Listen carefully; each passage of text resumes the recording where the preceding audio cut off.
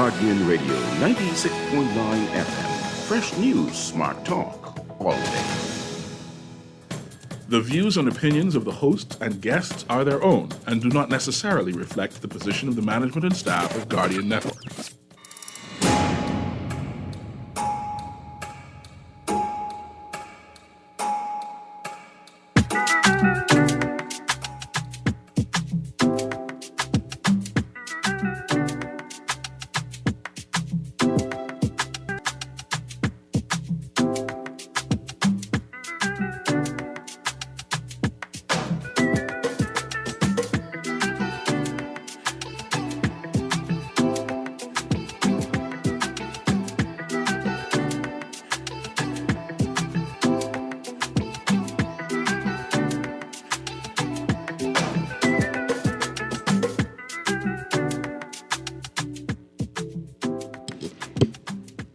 Good morning this morning, and welcome back to Guardian Radio 96.9 FM, your station for fresh news, smart talk all day. It's Friday, the 30th of August, 2024, and you are on the clock with Erin, Greene. On the clock, we have conversations that help us understand and navigate a rapidly changing Bahamas. Yesterday, I went to bed with sports on my mind. Bahamians hit the stage at USA Powerlifting Raw Nationals. Vocab earns bronze medal in international competition. Team Bahamas at World Athletics Under-20 Championships. Bernie Butler's swim attracts hundreds despite weather. Bahamas secures back-to-back Goodwill Games victory. Saunders shines at the Goodwill Swimming Championships. Gold for Munnings. The Bahamas shines at Naples Elite Cup. Flamingo Women's Golf Club hosts a summer afternoon tea time event. Brackets released for Battle for Atlantis. Jones Liberty knock off the Mercury. Lightburn shines in Vancouver. Wide receiver Strawn waived by the Panthers. Wade Watson, the second annual Wade Watson Esports Championships being hosted in conjunction with the Bahamas Esports Federation.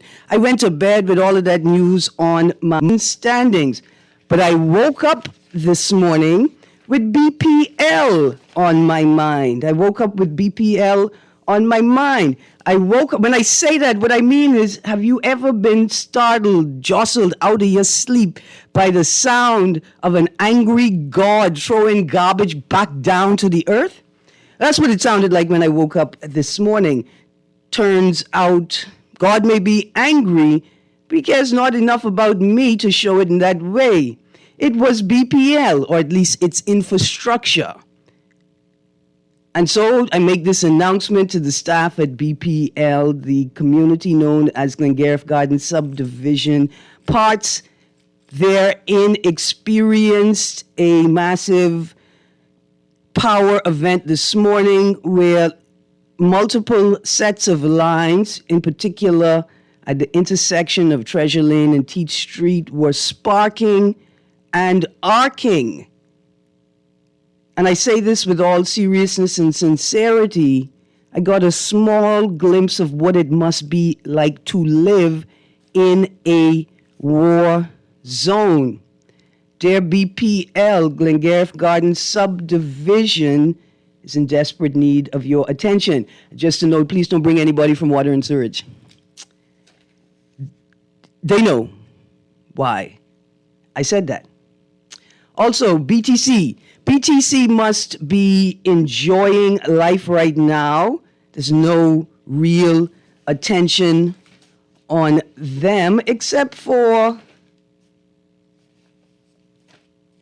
some concern around pay increases. But in terms of customer service, they must be having a wonderful time watching PPL while they tinker down the same road they've been heading for several years now. Dear BTC, unfortunately, BPL has exposed that many of your power banks are non-functioning.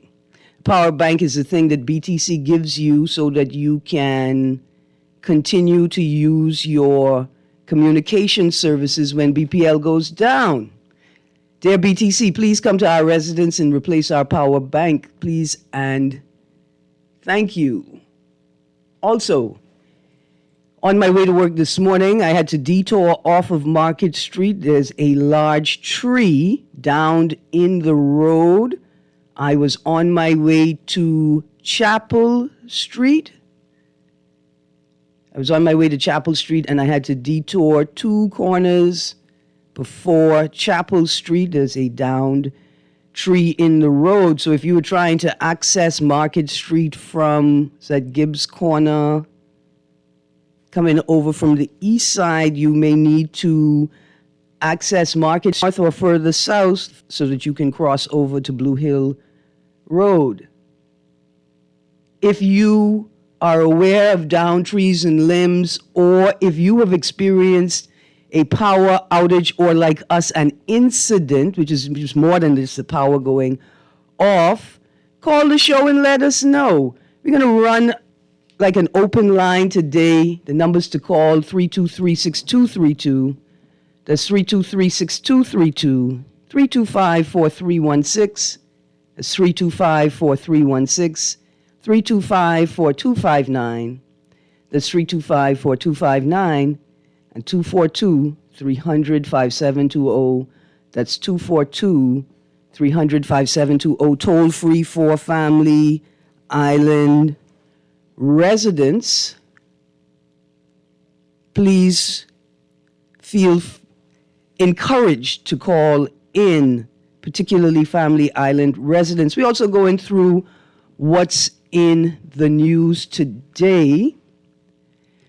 Before we get to the headlines, I want to raise something. Yesterday, I saw a video produced by ZNS. It's a small, program, Something Bites. And the caption of the video was, "Grab your notebooks and mimosas." But the host of the video was wearing what looked like a school uniform, a high school. I paused just in case you didn't catch what the problem is. The video is captioned, "Grab your notebooks and mimosas," and the host is wearing what appears to be, what looks like it could be, even if not the uniform of a local school. The host is wearing what appears to be a high school uniform. I just wanted to remind people that no. You can't do anything that purports to mix students with alcohol, with brunch, with a good time. Students don't have brunch. People who drink alcohol have brunch. Children go wherever their parents go. They don't have brunch. I think it was an oversight, and I hope that it never occurs again. Because the school results say only 7% of the people got C and above on all of their results. We can't have that. While we're talking about school uniforms, I'm asking if somebody can confirm or deny this rumor. And I use the word rumor because it could only be a rumor. It could not be based in fact and truth, and surely it cannot be based in law or policy. But someone brought to my attention yesterday a rumor going around that students at Doris Johnson Senior High have a new uniform policy. Now, earlier this summer, I saw a memo or a note floating around social media indicating some of the uniform rules at a particular high school. This rumor, though, stated that students who have not or will not qualify for graduation are being made to embroider a symbol on their uniform that indicates that they will not qualify or have for graduation this year. See, I would have dismissed this as a rumor entirely. I wouldn't even have taken it on, because to make somebody embroider a symbol on their clothing to indicate a particular status or class is something that we last saw under a Nazi regime, where they made homosexuals and disabled people and other categories of undesirables wear patches to indicate exactly which undesirable group they belong to. Like I said, this thing must be a rumor, but I think we have an obligation to confirm after seeing that nobody at ZNS thought that it was inappropriate to produce and disseminate an educational video being hosted by a person in a school uniform with the caption, "Grab your notebooks and mimosas." It has competition, they can't afford to drop the ball. Dear texter, let me tell you where we are living now. Yes, they do have competition. 2 other competitors in the market. The question is, does everyone have the resources to be able to access one or more of the competitors? And here's what I mean. Where I live, if you want to function like a regular professional adult, you need at least 2 of the 3 service providers available to you in your home.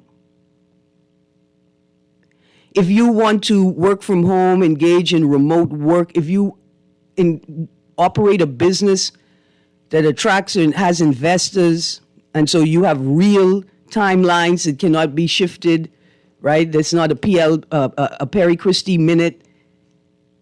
Foreign investors have no tolerance for local cultural characteristics. You must have 2 or 3 of the options available. But there's another accessibility issue. Are all 3 service providers available in your jurisdiction, in the area you live in? For instance, today, those who may have migrated to a satellite-driven service may experience significant, severe, or consistent disruption in service due to the weather. May. Imagine now if you were also relying on one of the local alternatives, but they are also down. This is a reality for many Bahamians. Many other Bahamians may say, man, there's simple problems. You could afford 2 or 3 service providers. And what people are saying is, my business cannot afford to operate without 2 or 3 service providers. Again, the numbers to call this morning, 323-6232, 325-4316, 325-4259, and 242-300-5720, toll free for the Family Islands. Text line is always 422-GR96, 422-4796. Let's look at the headlines in today's papers. BPL to get new chairman. Minister reveals some board changes. Another text, Mitchell says he doesn't think there's appetite for campaign finance reform. In today's Tribune, no need for Valley Boys to change name to participate. Mitchell downplays campaign finance laws. And let's start with this one in today's Tribune. Without a home 5 years later, Aberconians in trailers since Dorian facing eviction by October. I'm glad to see this story in today's paper. Sunday marks the 5th anniversary of the landfall of the horrendous storm Dorian. An Abaco resident asked me to make an announcement to the general public that Abaco residents will be holding their annual memorial to commemorate the lives of loved ones lost during Hurricane Dorian. So let's read from this story in the Tribune. And Texas, we're going to get to campaign finance reform in a second. Abaconians in trailers since Dorian facing eviction by October. Dozens of Abaco residents in government trailers. Hold on, so people in government trailers are facing eviction by October? Okay. Dozens of Abaco residents in government trailers meant as temporary housing after Hurricane Dorian are facing eviction by the end of October, including a struggling mother of 5 who is still searching for a permanent home. The notice comes as the country prepares to mark the 5th anniversary of Hurricane Dorian, the deadly Category 5 storm that killed more than 70 people and displaced hundreds. I like the broadness of that statement because 270 people is definitely more than 70 people. 1,000 people is definitely, they accuse you of knowingly and intentionally telling an untruth, because surely 1,000 people is more than 70 people. Machanti Stewart, 59, expressed uncertainty about where her family will go. She said nearly 60 people, including some government workers, face a similar situation. Okay, so hold on. I'm stunned now. So you're saying that this story is telling me that people who survived Dorian and government workers are facing eviction from trailers owned by the government? She said officials informed them during a meeting that they must move by October 31st.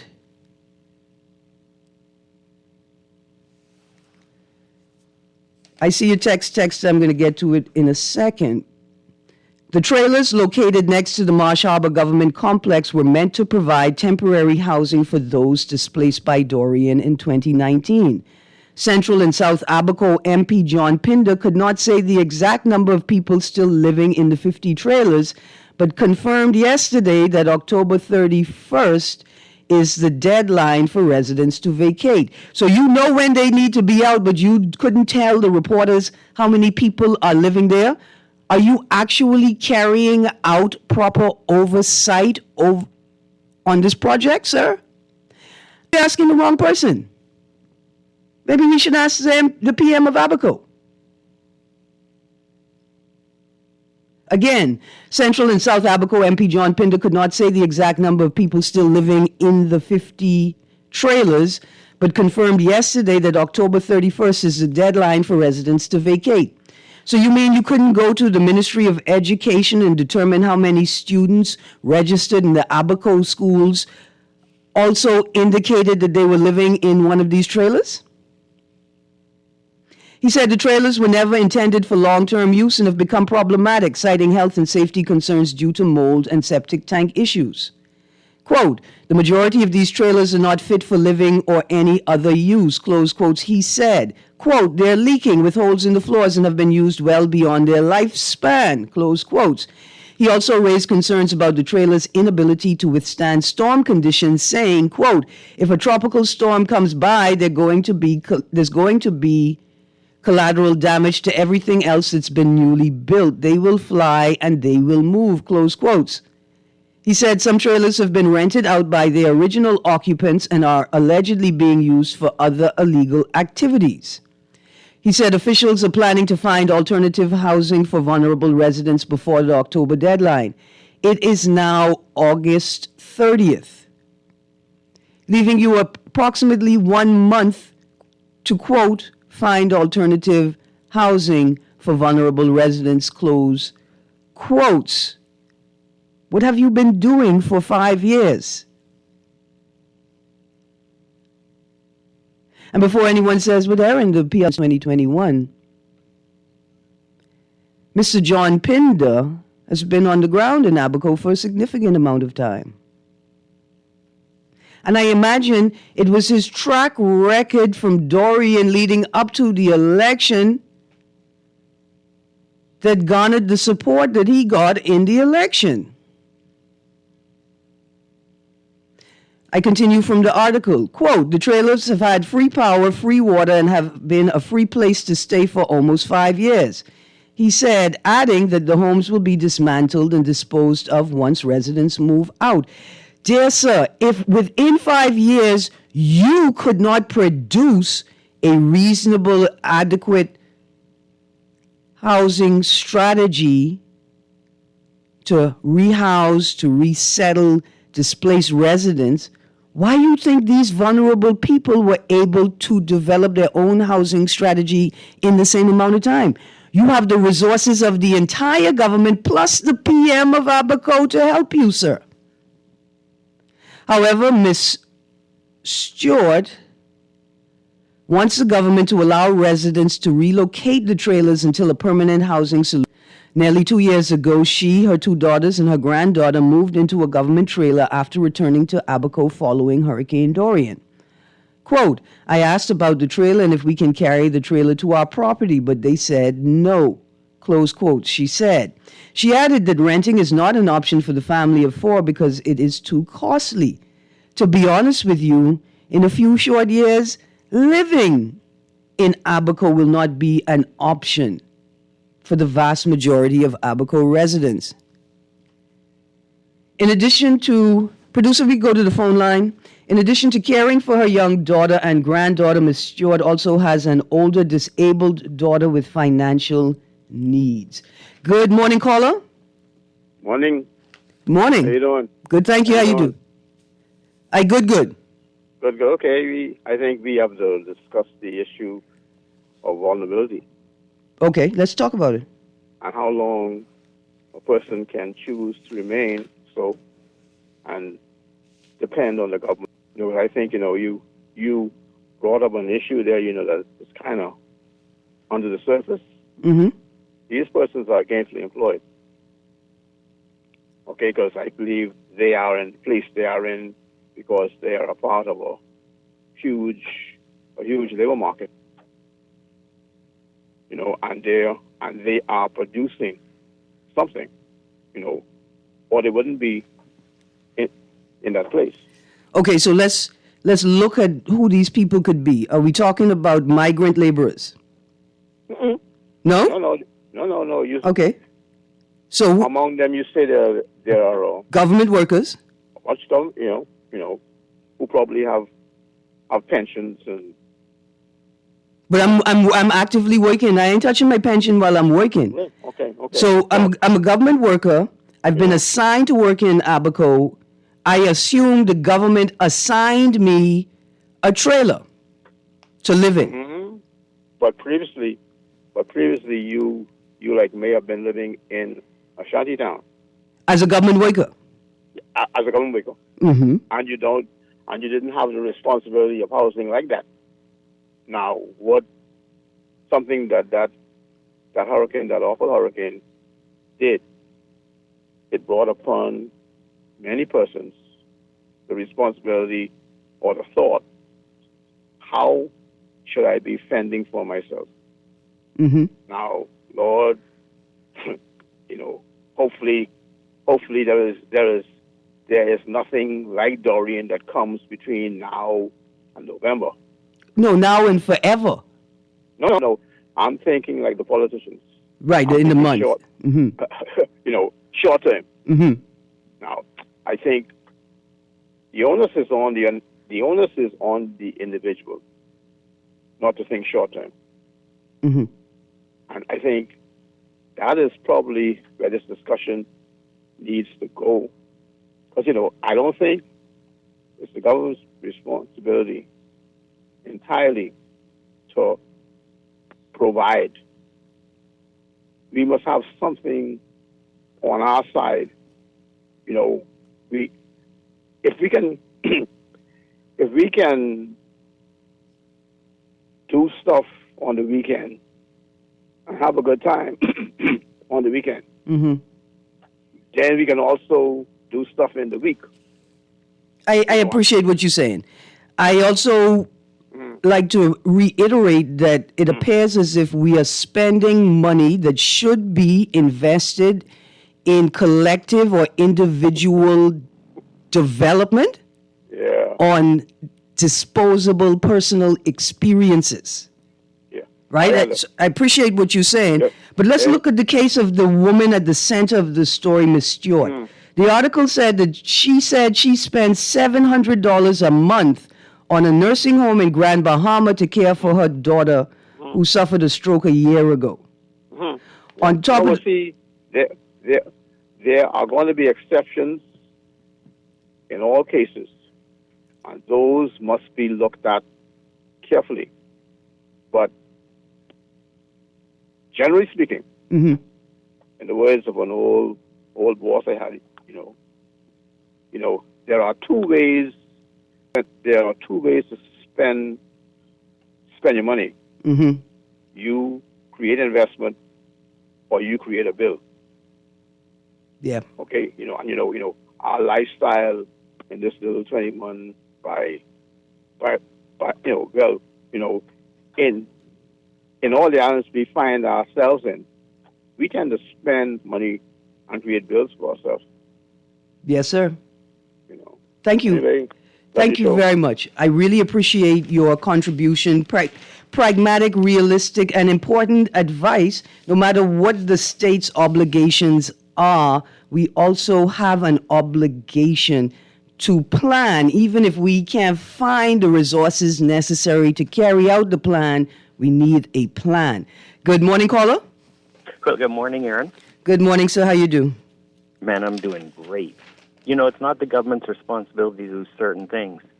But like the last caller said, we collect bills, not assets. We collect liabilities. I'll go and buy a 10-year-old or 8-year-old BMW that I know gives trouble and is expensive for maintenance. Especially here with limited technicians certified to work on those high-end vehicles. And to make insult to injury, I buy a right-hand drive one. Mm-hmm. So no help from America. But, that comes down to the government having regulation that actually cares about the citizens and helping them to get vehicles that we can get parts for. But that's another story. Today we're talking about how after 50 years and how after the worst Natural disaster. weather event in our country's history, people living in trailers. Yeah. Shouldn't we have learned from our very good friends right there in Cuba how they build 4-story walk-ups? No elevator because those things break, and we don't maintain them, and they're light out, and it won't work. So let's just get real. Why have we not built concrete walk-up buildings, multiple of them inland on the higher ground for our people, whether they are here under whatever pretense? Absolutely. Let me do this now because, I got to... The reason it's hard to talk to you on radio is because you have to think of every word to be politically correct, which is so sad. But anyway, for all persons living we're living in Abaco to have had a concrete hurricane-proof structure, no need to run to the church or whatever, right? And why didn't we duplicate this in every island? Why didn't we take that Autech 1-story city, the military base in Andros?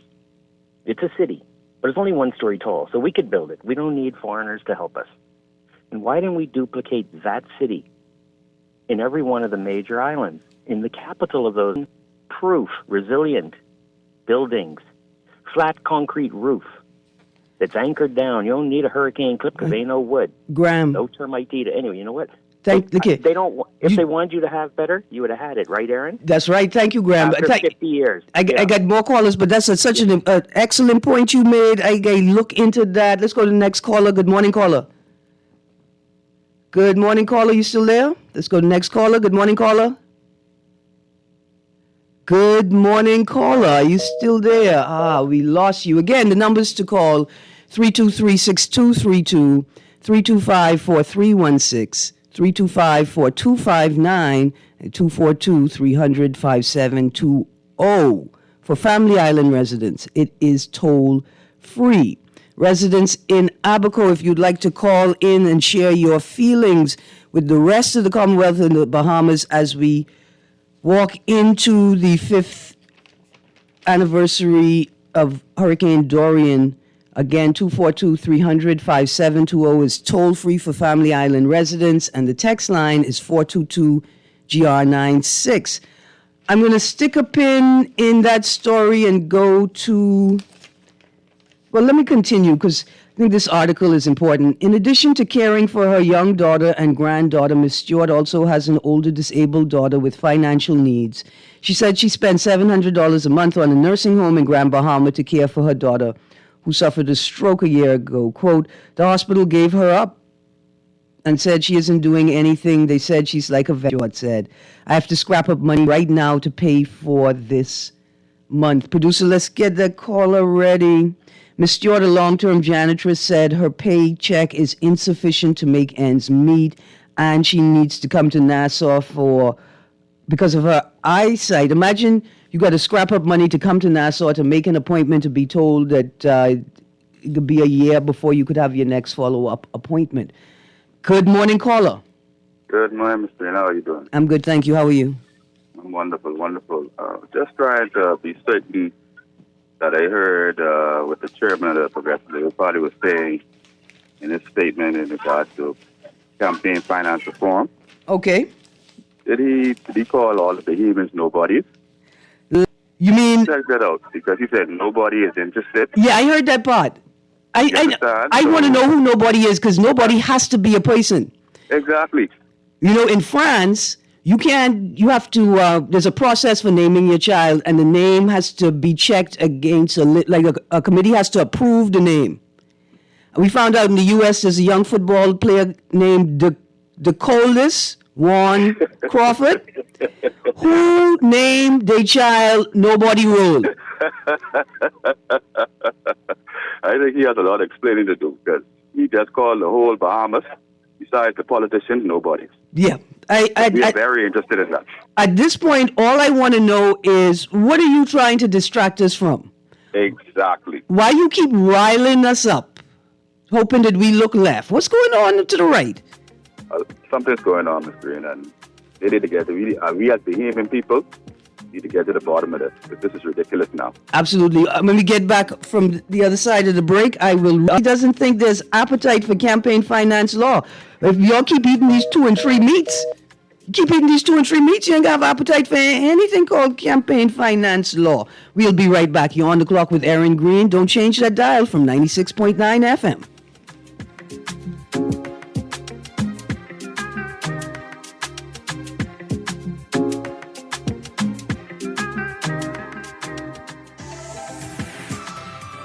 It's time for Guardian Radio and AML's second annual back-to-school snackathon. We are accepting donations at the Register of Solomon's Fresh Market and Cost-Right locations in both Nassau and Freeport. And with your donation, you can make a difference to a family and a child going back to school with the gift of snacks.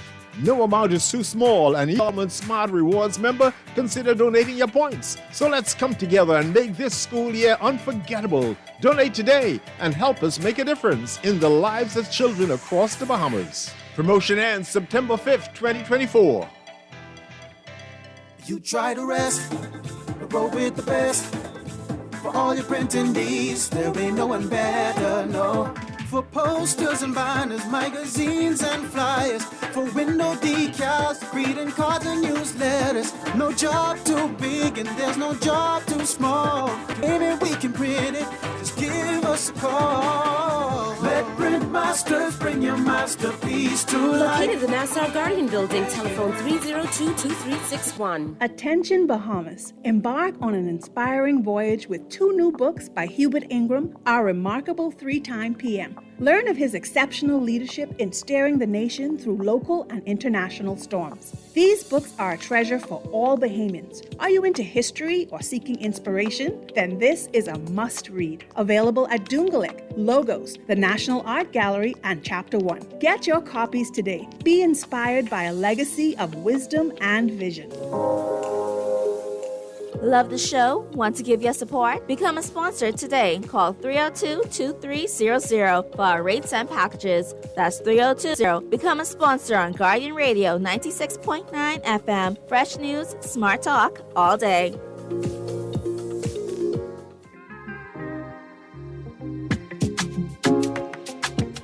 Welcome back to Guardian Radio 96.9 FM. We're on the clock. Okay, as we get the show started, Guardian front page.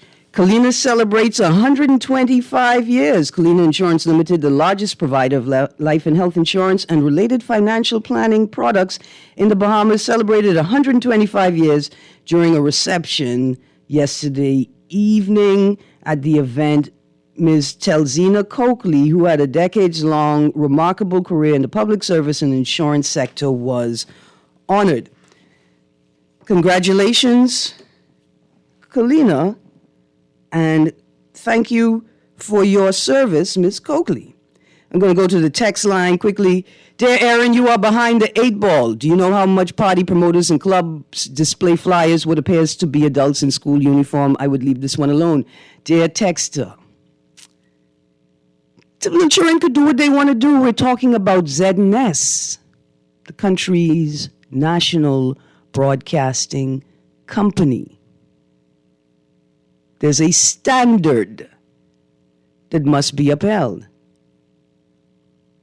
And perhaps the TikTok has taken over ZNS and they've lost their minds temporarily. But I will tell you that in my short 48 years on this planet and in this country, at no time would I have ever imagined that emanating from not ZNS, where people used to write, we used to watch the news faithfully and write into the broadcasting corporation to indicate the errors that were made during each broadcast. Not that ZNS.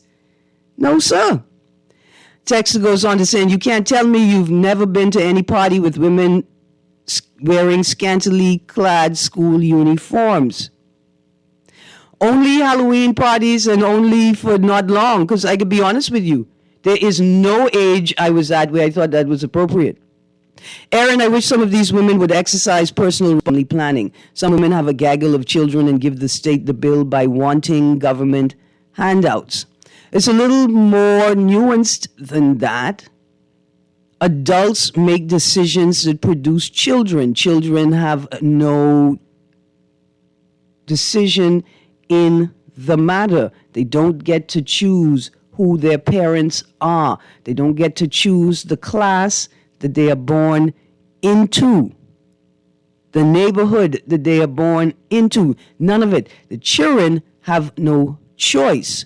And while we have irresponsible adults, while we have damaged and dysfunctional adults producing children, the sins of the parents should not fall on the children in this way. I agree. We all, men and women, need to exercise personal responsibility in family planning. And we can say that women can take the extra step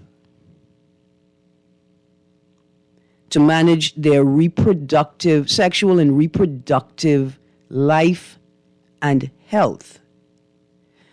Another text, great show as usual. Things could actually be worse. The government could have a nuclear power station to provide electricity. Union strike and all you hear is boom, or because we don't maintain nothing, the nuclear power station could leak and once again all you hear is boom, no more Nassau.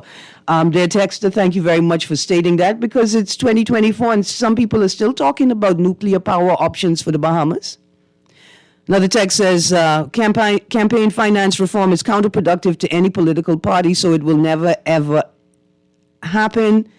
Another text, you can't label a student failure, and I don't know any self-respecting parent putting their child through that humiliation. I don't think we should label students failures either. Is the Bahamas ready for a hurricane? I mean, any island, and I mean even the lowest category. We're not ready. We need preparations. And it's almost as if They didn't know it was going to be a hurricane season this year. It's like they thought if they didn't pay this year's subscription, they wouldn't get any hurricanes. Text here says, I must congratulate the Chickchanis for hiring the Erin Greene Consulting Group for traffic and parking advice. The Chickchanis have redeveloped the Harbor Bay Shopping Center parking lot by adding so many speed bumps, narrowed the roads, and made them one direction only by driving on the right like in the U.S. The parking lot has become more congested and unsafe. Wait until an emergency vehicle like an ambulance or police vehicle needs to come to the shopping center for an emergency. Then it would be difficult to access the shopping center in a timely and safe manner. What were the Chickchanis thinking? I don't even want to go to that shopping center anymore because of this inconvenience and safety issue. Slow period when there was no traffic and it was difficult to navigate. So I can only imagine when the Christmas holidays come around, it will be a nightmare in that shopping center to park and drive through. Can the Erin Greene Consulting Group look into what the Chickchanis have done at Harbor Bay Shopping Center? Also, please check the parking lot at the mall at Marathon. The Chickchanis have gotten rid of the Bahamian bottle bush trees and paved over it. So watch this texter. I think that Harbor Bay redesigned its parking lot in an attempt to moderate driver behavior.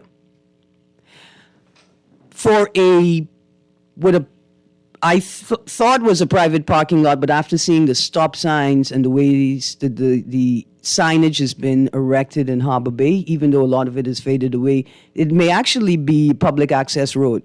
But here's the point. Harbor Bay has a number of stop signs in that complex, and I would confidently argue that only 10% of the drivers in that plaza would adhere to the rules. And I talk in good, decent people, rich people, people who could afford to shop in the stores in Harbor Bay. People who have enough sense to get a good job, give them the pleasures of strolling up and down the aisles of Fresh Market, but not enough sense to figure out how stop signs work.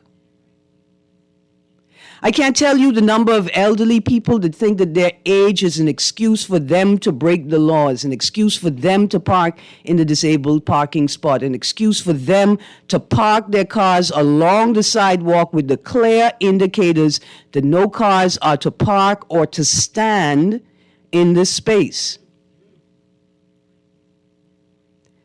Another text says, Harbor Bay parking lot is ridiculous and I will no longer go there as much as possible. Unless I 100% desperately have to, that was a bad move. Imagine a robbery happen or the police trying to catch them. Dear texter, at the risk of offending you,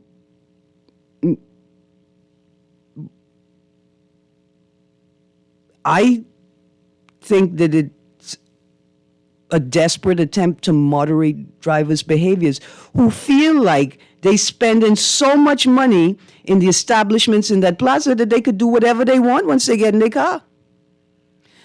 Good morning. The same thing applies to the airport. An accident in the making. One entrance and exit past the terminal. On a particularly bad day, should there be a fire, everyone is a sitting duck.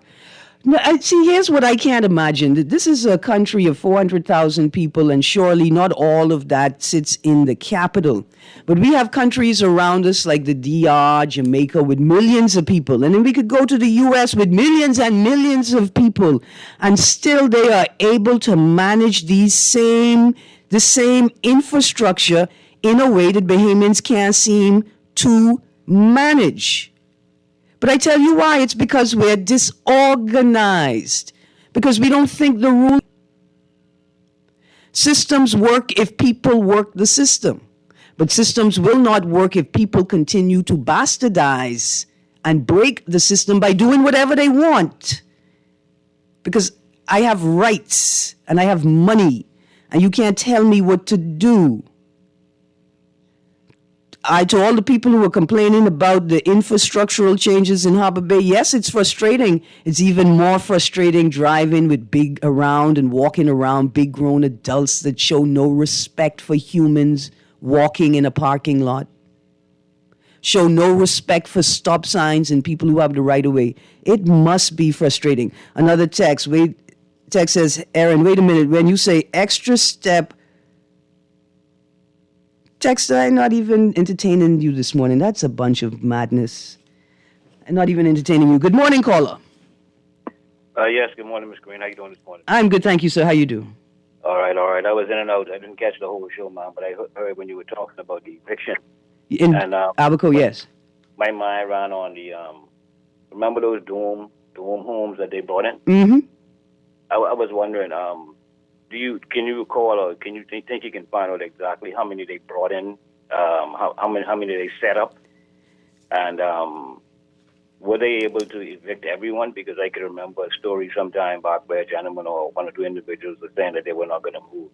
Do you know if they ever resolved that situation completely?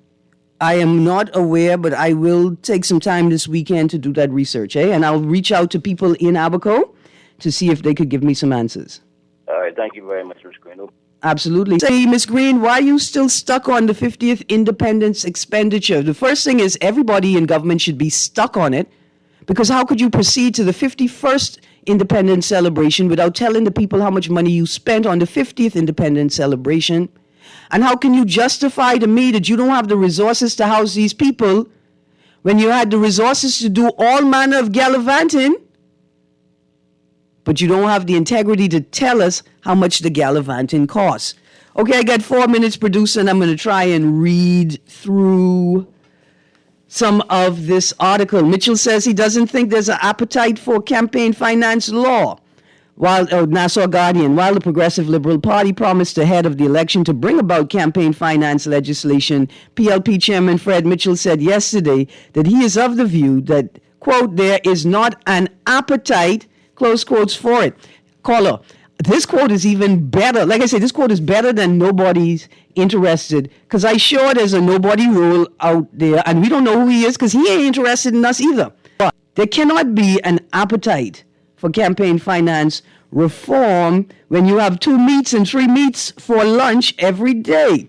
Quote, I know that people talk about campaign finance reform, he said when asked about whether the Davis administration will bring the promised legislation into Parliament this term. We're going to page 3. Quote, my own personal view is, okay, so you're not giving us your view as the MP for Fox Hill. You're not giving us your view as the chairman of the Progressive Liberal Party. And you're not giving us your view as the Minister of Foreign Affairs. You're giving us your personal view this time. My quote, my own personal view is there is not appetite for campaign finance reform in this country because neither side can agree on the terms of disclosure in this country. And that is my personal view. So the PLP and the FNM is this country? There's nobody else left? I mean, there's nobody role, and then the rest of us don't exist? I continue. Quote, as for the public policy, that's something which my colleagues in the cabinet will have to decide. As a philosophical point, it's like apple pie. Everybody agrees with campaign finance reform, so I can't say I disagree with it, but the devil is always in the details, of which you will provide none, create none, operate sorry, close quotes. Mitchell's last comment seemed to contradict his statement to Organization of American States officials in January, when he said work was, quote, ongoing, close quotes, to develop a legal framework to govern campaign finance practices. Quote, as outlined in the Print for Change election manifesto, the government is committed to campaign finance reform, and work is ongoing in development of a legal framework to govern campaign finance, close quotes, he said at the time. Mitchell was responding to the presentation of the OAS Electoral Observer Mission's final report on the 2021 Bahamian general election, which noted that, quote, a lack of campaign finance reporting requirements for candidates and political parties, along with the absence of an authority with supervisory and enforcement functions in this regard, results in an accountability deficiency in the country's electoral system, close quotes.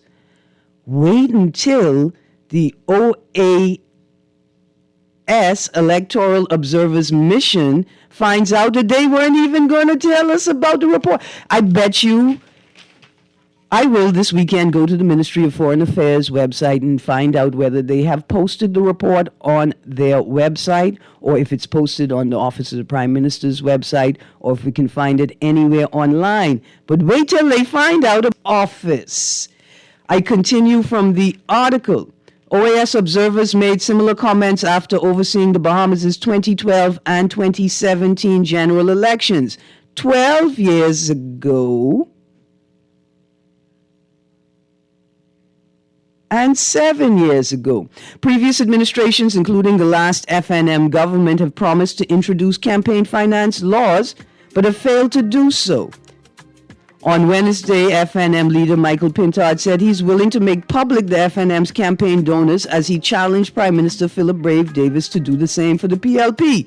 No, we don't want that. What we want you all to do is to create a legal mechanism that makes it mandatory for you to have to expose to the public this information.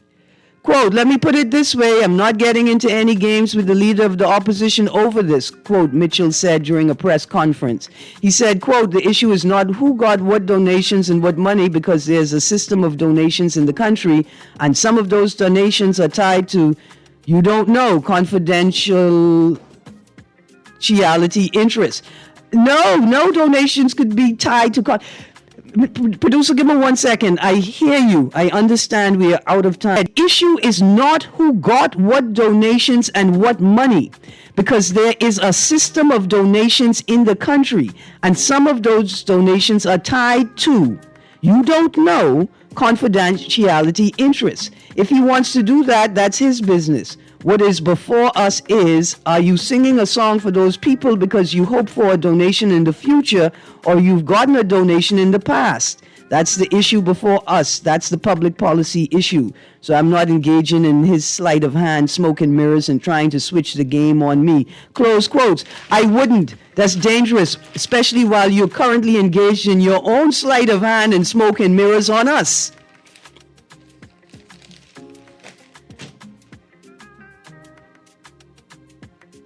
Somebody texted 200, about $6 million for the igloos. I recall the minutes put out the first press release. My first question was, are igloos suited to tropical climates? I can't believe the entire came without considering the question. Thank you for your patience, producer. Thank you for your calls and your texts. This is Guardian Radio 96.9 FM and Guardian Radio AM with C.A. Nuri is up next. You guys have a great, safe weekend. Oh, BPL, don't forget us in Glengarriff Garden Subdivision. Thank you.